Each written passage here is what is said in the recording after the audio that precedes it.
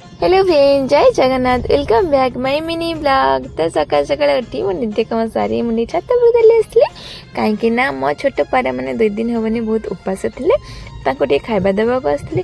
मुझे खाଇବା पकई से मैंने केउठू थिले नहीं उड़ी उड़ी आसी बसगले खायापी। मत बहुत आनंद लगला, बहुत खुशी भी लगला।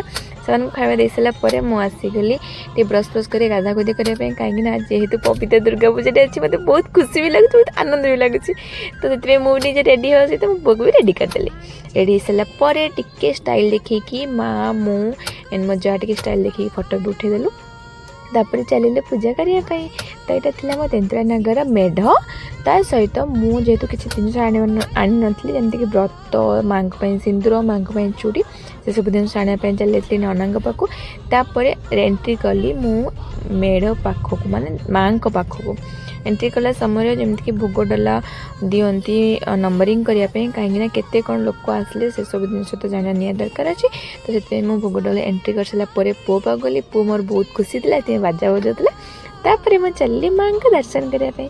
माँ बहुत सुंदर होती मुझे देखिकी एत खुशी लगे ना, माने कौन कहबी मु बहुत आनंद थी, बहुत खुशी थी। संकल्प हो सारापर खुशी एंट्री कले आप